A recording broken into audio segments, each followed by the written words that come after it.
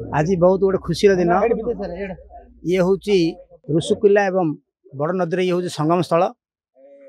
ये ऐशान्य कोण में ये दुटा नदी मिशन तेणु भारत वर्षर ये द्वितीय तीर्थस्थल जोटे कि ऐशान्य कोण में ऋषिकुल्या भली पवित्र नदी एवं बड़ नदी एठी मिश्रण होती तेणु या पवित्र स्थल बोली कह जाए। प्रति वर्ष एठी महाबारुणी स्नान हुए एवं प्रत्येक दिन आप देखिए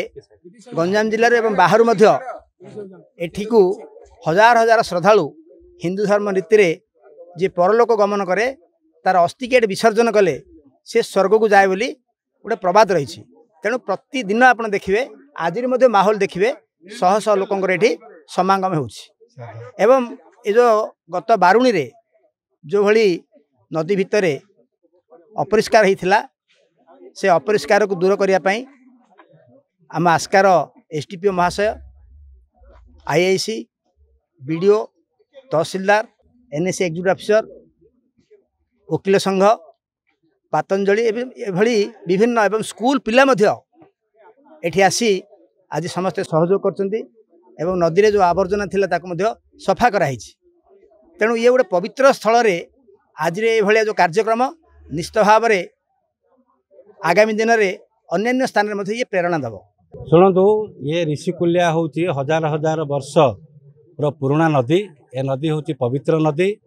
ए ऋषिकुल्या बड़ नदी संगम स्थल रे प्रति वर्ष महाबारुणी बुड़ पड़े से बुड़े पितृपुरुष को शांति करने अस्थि विसर्जन करा जाए एवं घरर जेकोसी भौतिक जिनस एवं पूजा जिनस ताकू विसर्जन कले घरर उत्तरोत्तर उन्नति हुए बोली समस्त धारणा रुहे। समस्त आनी अस्थि विसर्जन सह घरर पूजा जिनस आनी एठारे पकाती। तेणु मु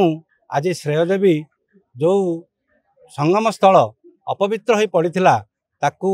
दूररू अनुध्यान करी आजका आईआईसी एवं एसडीपीओ जो चिंताधारा नेले जाको किभली भाव में सफा करवा तेणु से उद्यम कले उद्यम करी समस्त संगठन को से पुलिस हुंतु से आईनजीवी हुंतु